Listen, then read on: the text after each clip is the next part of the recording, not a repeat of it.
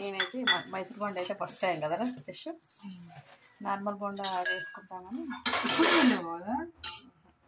కొన్ని వాటర్ వేసి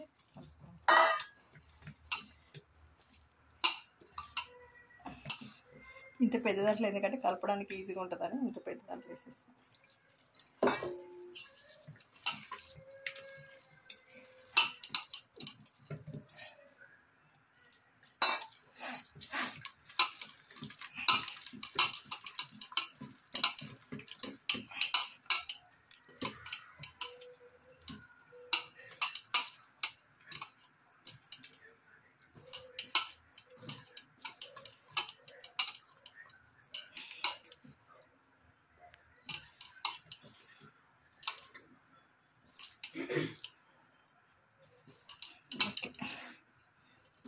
ఇంత పెద్దదాన్ని కొంచెమే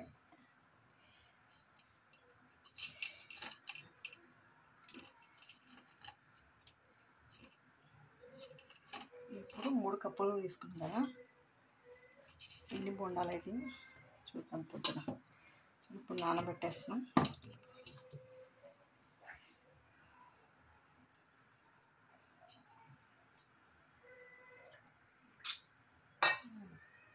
మూత పెట్టు.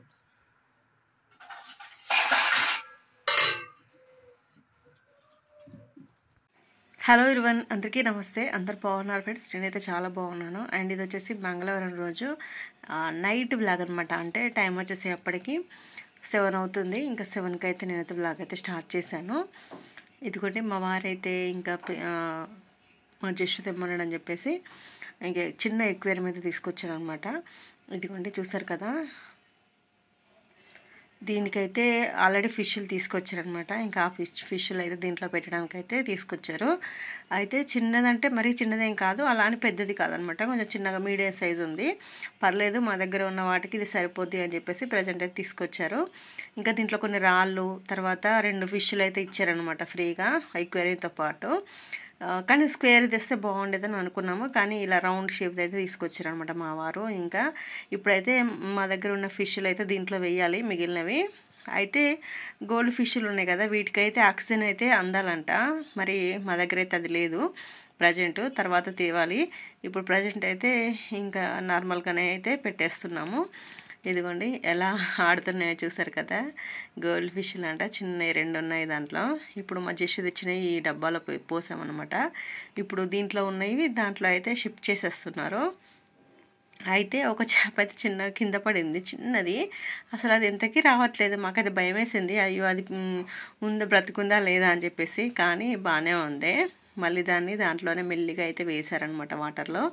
అసలు ఎన్ని రోజులు అనుకుంటున్నాము పెంచుకోవాలి అని, కానీ మనకి ఇంట్లో ఏంటంటే అవైలబుల్గా ఏమీ ఉండట్లేదు అనమాట. అంటే పెట్టుకోవడానికి ప్లేస్ సరిపోవట్లేదు. దానికి ఒక టేబుల్ లాగా ఉండి, లేదా ఒక సెల్ఫ్ లాగా మంచిగా ఉండి అలా సెట్ చేసుకునేటట్టు ఉండాలి, దాన్ని కదలియకుండా. ఇంకా అలాంటిది లేదు. ఇదిగోండి వాటర్ అయితే పోస్తున్నారు కొన్ని.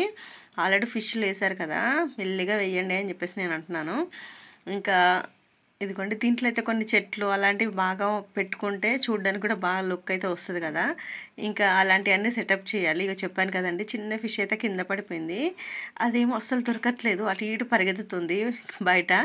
ఇంకా దాన్ని తీయడానికేమో నాకైతే అప్పటికే మళ్ళీ వాటర్ కూడా పడబోసాడు చేసి. ఇంకా ఆ వాటర్లో కింద అయితే ఆడుతుంది బాగానే. అదేమో అస్సలు దొరకట్లేదు. మా వారేమో మెల్లిగా తీస్తుంటే నాకేమో భయం వేసింది. అది అంటే దానికి చిన్నగా ఉంది కదా, చెయ్యి ఎక్కడ ప్రెస్ అయిపోతుందో అని చెప్పేసి భయము.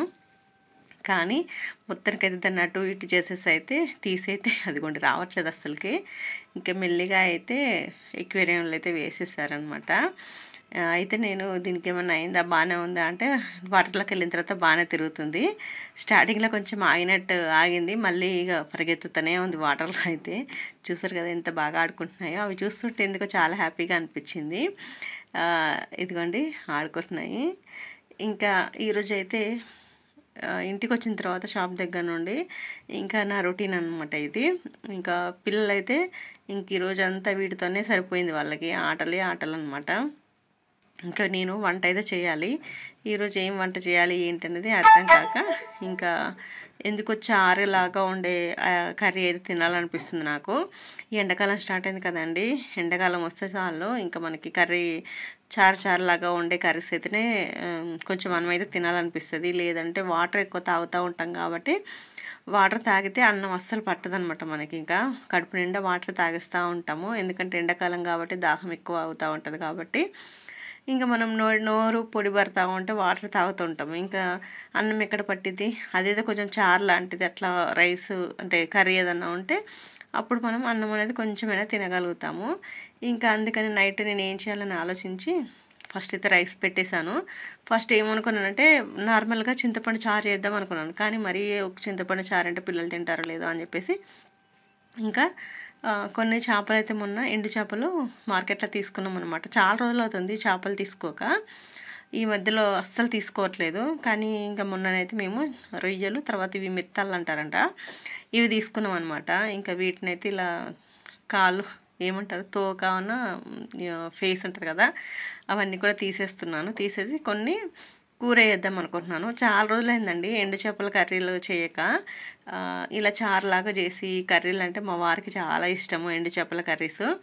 కానీ నేనేంటంటే చాలా తక్కువ అనమాట తినడం అయినా చేయడం అయినా, కానీ ఇంకా మా వారి కోసం తప్పదు. అలాగే నాకు కూడా కొంచెం ఈ మధ్యలో ఏంటంటే తినాలనిపిస్తుంది, ఎందుకంటే చాలా రోజులు గ్యాప్ వచ్చేసిందండి. ఏదైనా మనం రొటీన్గా తింటూ ఉంటే ఏమనిపించదు, కానీ కొంచెం ఏదైనా గ్యాప్ వచ్చిందనుకోండి తినడానికి మళ్ళీ చాలా ఇంట్రెస్ట్గా తినాలనిపిస్తుంది అనమాట. రోజు తినే కర్రీలే కాకుండా ఇలా అప్పుడప్పుడు కొంచెం డిఫరెంట్గా ట్రై చేస్తూ ఉండాలి, లేదంటే మన ఏమంటారు మన ఆకలి కూడా చచ్చిపోయినట్టు అయిపోతుంది అనమాట. ఏది ఇంట్రెస్ట్ అనిపించేది, నోరు కూడా మనకి టేస్ట్ అనేది తెలియదు. అందుకనే నేను ఇంకా చాలా రోజులైంది కదా అని చెప్పేసి మొన్న మార్కెట్లో మా వారిని తీసుకోమన్నాను, ఎండు చేపలు తీసుకుందాం ఈసారి అని చెప్పేసి. అందుకనే రొయ్యలు తీసుకున్నాను, ఇవి తీసుకున్నాను. రొయ్యలు ఆల్రెడీ మొన్న కర్రీ చేశాను కదా. ఇది వచ్చేసి ఇంకా ఇవి చింతపండు చారుకు బదులు దీంట్లో ఉల్లిపాయలు కట్ చేసి వేసి ఇంకా చారులాగా చేద్దాము అనుకున్నాను. అయితే టమాటాల్లో కూడా చేసుకోవచ్చు, కానీ టమాటాలు కాదు, నాకు ఎందుకో చింతపండు చారే తినాలనిపిస్తుంది. ఇంకా అందుకని దీన్ని ఇలా చేస్తున్నాను. ఈ విధంగా కూడా చేసుకుంటారు, మరీ చారులాగా కాకుండా మరీ దగ్గరికి కాకుండా నేను కొంచెం వాటర్ లెవెల్స్ పెట్టి మంచిగా చేశాను అనమాట. కానీ కర్రీ అయితే సూపర్గా ఉంటుంది. మా వారికి అయితే చాలా ఇష్టం అనమాట, పిల్లలు కూడా ఇష్టమే. ఇదిగోండి ఇప్పుడైతే ఒక గిన్నె పెట్టేసి దానిపైన ఆయిల్ అయితే పోసేస్తాను. ఆయిల్ పోసిన తర్వాత ఇలా ఉల్లిపాయలు పచ్చిమిర్చి అయితే వేసేసుకుంటున్నాను. తర్వాత ఇవి కొంచెం ఫ్రై అయిన తర్వాత అల్లం వెల్లుల్లి పేస్ట్ వేసుకోవాలి. అల్లం వెల్లుల్లి పేస్ట్ వేసేసి కొంచెం అది ఫ్రై అయిన తర్వాత పసుపు వేసి ఇంకా చారు అయితే కలిపి పోసేసుకోవాలి.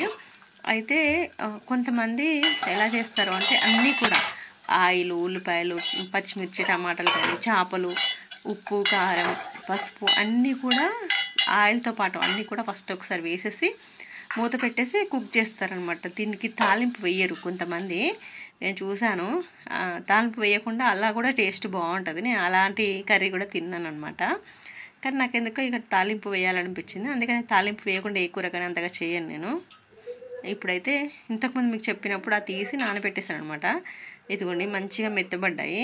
వీటిని అయితే నీట్గా క్లీన్ చేసేసుకుంటున్నాను. ఒక 4-5 సార్లు వాటర్లో కడగాలి. ఆ పైన కొంచెం పొట్టులాగా ఉంటుంది కదా, అది మొత్తం గీగేస్తున్నాను అనమాట. గీకేసి 4-5 సార్లు కడగాలి. అసలైతే కొంచెం వేడి నీళ్ళల్లో కడిగితే ఇంకా బాగుంటుంది, అంటే ఏమైనా ఇసుక అలాంటిది ఉన్నా కూడా పోద్ది అనమాట. నేను రొయ్యలు అయితే వేడి నీళ్ళలోనే కడుగుతాను, ఎందుకంటే దాంట్లో ఇసుక ఎక్కువ ఉన్నట్టు అనిపిస్తుంది. వేడి నీళ్ళలో కడిగితే ఇసుక అనేది కిందికి వెళ్ళిపోతుంది అనమాట, అందుకని వేడి నీళ్ళలో కడగాలి. ఇంకా దీన్ని అయితే నేను చల్లటి నీళ్ళలోనే 4-5 సార్లు కడిగేసాను. ఇది కొంచెం చూసారు కదా. ఇంక ఇవైతే కొంచెం ఫ్రై అయిపోయినాయి. ఇప్పుడైతే ఇంకా మిగతా ప్రాసెస్ ఇంకా నేను మిగతా అంతా ఏమీ వీడియో షూట్ చేయలేదండి. తర్వాత వచ్చేసి ఇంకా ఆల్మోస్ట్ కర్రీ కూడా అయిపోవచ్చింది. చెప్పాను కదా మీకు ప్రాసెస్. ఫ్రై అయిన తర్వాత అల్లం వెల్లుల్లి పేస్ట్ వేసాను, తర్వాత పసుపు వేసి ఇంకా చారు పోసాను. చారు పోసిన తర్వాత ఉప్పు, కారం అన్నీ వేసేసిన తర్వాత ఇంకా లాస్ట్లో ఇంకొక 5 నిమిషాలు 10 నిమిషాలు అనగా దించుతామనగా చేపలు వేసేస్తే ఇంకా చేపలు ఒక 5 మినిట్స్లో అంటే ఉడికిపోతాయి అనమాట. ఇవి ఎక్కువసేపు ఉండవు, తొందరగా కుక్ అయిపోతాయి. అందుకనే మనకి ఈ చారు అనేది రెడీ అయిన తర్వాత ఇంకా లాస్ట్లో నేను కడిగి పెట్టుకున్న చేపలు వేసాను. తర్వాత ఒక 5 నిమిషాల తర్వాత కొత్తిమీర వేసేసి ఇంకా స్టవ్ అనేది ఆఫ్ చేయడమే. అయితే ఇది కొంచెం వేడివేడిగా తినడం కంటే కొంచెం చల్లగా అయిన తర్వాత టేస్ట్ బాగుంటుంది. కానీ ఇప్పుడే మేము తినేసేయాలి కాబట్టి ఇంకా వేడివేడి అన్నం వేడివేడి కర్రీతోనైతే తినేసేయాలి. చూసారు కదా ఎన్ని రోజులు అవుతుందో ఇలా పల్చటి కర్రీస్ చేసుకోక. ఒక్కొక్కసారి అనిపిస్తుంది ఫ్రైలు అలాంటివి కాకుండా ఇలా అప్పుడప్పుడు చారు లాంటి కర్రీస్ చేసుకున్నా కూడా నోటికి చాలా రుచిగా అనిపిస్తుంది అనమాట. ఇంకా ఇప్పుడైతే మేము వేడివేడిగా అన్నము కూర వేసుకుని అయితే తినేస్తున్నాము. చూడండి మేమైతే ఇక సమ్మర్ వచ్చిందంటే చాలండి, మేమే కాదు ప్రతి ఒక్కరూ ఏదైనా ఫ్రై చేసినా కర్రీ చేసినా ఇంకా దానికి కాంబినేషన్గా పచ్చి పులుసు లేకపోతే అంటే చింతపండు చారు లేదంటే టమాటా రసము లేదా నార్మల్ రసము ఇవన్నీ చేసేసుకుంటూ ఉంటారనమాట. ఇంక ఇలా చేసుకుంటేనే మనకి కొంచెం తినాలనిపిస్తుంది. కూర అయితే టేస్ట్ సూపర్గా ఉంది, మా వారికైతే బాగా నచ్చింది. అండ్ ఇలాంటి కర్రీస్ తొందరగా అవుతాయి, ప్లస్ టేస్ట్ కూడా బాగుంటుందండి. నేనైతే కర్రీ పలచగా అయిపోతుందేమో, చారు ఎక్కువ వేసానేమో లేదా పుల్లగా ఉంటుందేమో అనుకున్నాను, కానీ కరెక్ట్గా సరిపోయిందండి. టేస్ట్ మాత్రం అదర్స్ అనమాట.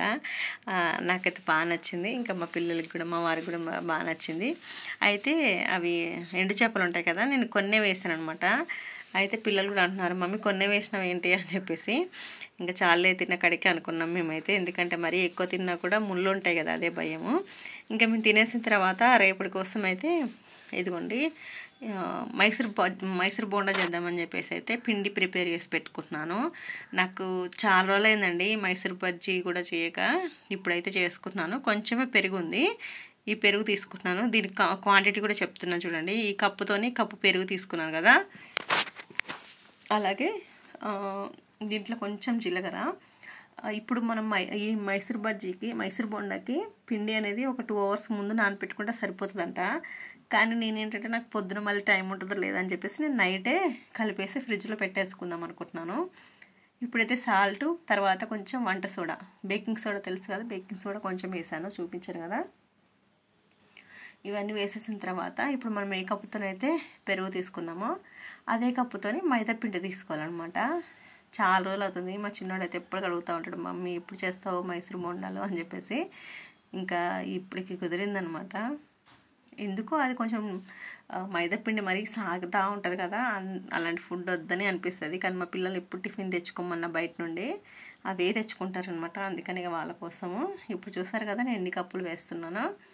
మొత్తానికి మనము ఒక కప్పుకి ఒక 2 కప్పులు వేసేసుకోవాలి. ఒక కప్పు పెరుగుకి 2 కప్పులు మైదా పిండి వేసేసుకోవాలి. వేసేసుకున్న తర్వాత నేను ఉప్పు వేసాను కదా, బేకింగ్ సోడా వేసాను, జీలకర్ర వేసాను. తర్వాత ఒక 2 స్పూన్లు, చిన్న స్పూన్తోనే 2 స్పూన్లు ఆయిల్ కూడా వేసేసుకోవాలి.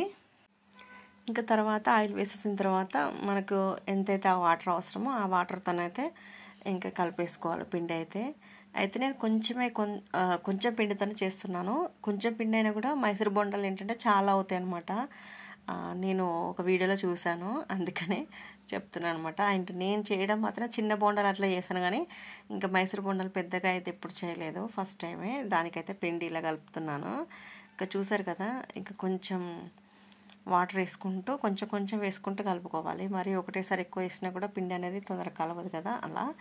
అయితే మైసూర్ బోండాలు అనేది ఎప్పుడు చేయలేదు ఎక్కువగా, నేను ఎప్పుడో ఒకసారి చేశాను, అది నాకు సరిగా వేయడానికి రాలేదు. ఇంకా అప్పుడు ఆపేసాను అనమాట, అప్పటి నుండి ఇంతవరకు చేయలేదు. మళ్ళీ ఈరోజే, అందుకే కొంచెం క్వాంటిటీతోనైతే ట్రై చేస్తున్నా. మరి ఎలా వస్తాయి ఏంటి అనేది రేపటి వ్లాగ్లో అయితే చూపిస్తాను. అసలు నా మైసూర్ బోండాలు సక్సెస్ అవుతుందా లేదా అనేది రెసిపీ బాగా వస్తుందా లేదని చూడాలి రేపటి వ్లాగ్లో అయితే. ఈరోజు అయితే ఓన్లీ ఇలా పిండి అయితే కలిపి పెట్టేసుకుంటున్నాను. మరీ ఆయిల్ అయితే ఎక్కువ వేయలేదులేండి. కొంచెం హోటల్ స్టైల్లో చేసే వాళ్ళు ఏంటంటే ఆయిల్ అనేది ఎక్కువ వేస్తారంట, అలా ఆయిల్ ప్లస్ బేకింగ్ సోడా ఎక్కువ వేస్తున్నట్టున్నారు. నేనైతే అంత వేయలేదు, ఎందుకంటే మరీ అంత వేస్తే దాహంగా ఉంటుంది ఆయిల్, మరి బేకింగ్ సోడా ఎక్కువ వేస్తే, అందుకని కొంచెం తగ్గించే వేసుకున్నాను. పర్లేదు, ఈ క్వాంటిటీకి సరిపోద్ది అనుకుంటున్నాను నేను. చూడాలి, రేపటి వరకు వెయిట్ చేయాలి ఎలా వస్తాయి ఏంటనేది. నాకైతే ఎక్సైట్మెంట్గానే ఉంది, అసలు వస్తాయా, ఎలా వస్తాయి ఏంటి అనేది, అసలు పిల్లలకి మా వారికి నచ్చుతాయా లేదా అనేది. ఎందుకంటే నేనేమన్నా వెరైటీస్ చేశానంటే మా వారు ఒకటే తిని నవ్వేస్తూ ఉంటారనమాట, నీ వంటకాలు ఆపమ్మా అని చెప్పేసి. అందుకని భయం తింటారా లేదా అని. కొంచెం ఆయిల్ ఎక్కువ ఉన్నా కూడా, అంటే ఇప్పుడు ఇప్పుడు కొంచెం మనం తీసిన తర్వాత ఆయిల్లోకి వెళ్ళి డీప్ ఫ్రై చేసిన తర్వాత కొంచెం ఆయిల్ ఉన్నా కూడా బాధే అనమాట. ఓకే ఫ్రెండ్స్, రేపటి వరకు వెయిట్ చేయండి. వీడియోని ఇస్తే లైక్ చేయండి.